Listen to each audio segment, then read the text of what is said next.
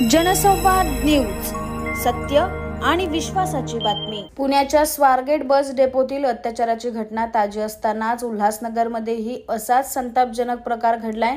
अल्पवयीन मुलीवर अत्याचार केल्यानंतर ही मुलगी 7 महिन्यांची गरोदर होती।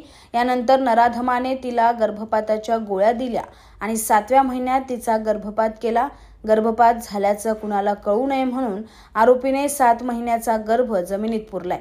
पोलिसांनी पुरलेला हा गर्भ बाहेर काढत DNA सॅम्पल काढलंय। या प्रकरणी उल्हासनगर मध्यवर्ती पोलिसांनी गुन्हा दाखल करून आरोपीला अटक केली आहे। आरोपीला त्याची सासू आणि नातेवाईकांनीही यामध्ये साथ दिली आहे।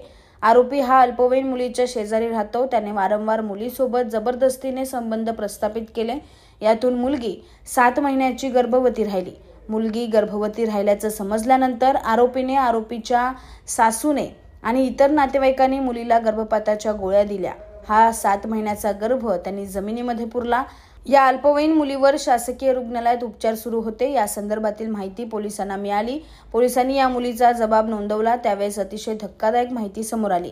मुलीच्या जबाबानंतर पोलिसांनी गर्भ जमिनीतून बाहेर काढला आणि त्याचे DNA सॅम्पल घेतले। या प्रकरणी आरोपीला अटक करण्यात आली असून त्याची सासू आणि इतर नातेवाईकांविरोधातही गुन्हे दाखल करण्यात आले आहे। जनसंवाद न्यूज, सत्य आणि विश्वासाची बातमी। आजच सबस्क्राइब करून बेल आयकॉनला क्लिक करा आणि पहा ताज्या घडामोडींचा अचूक अंदाज आपल्या मोबाईलवर।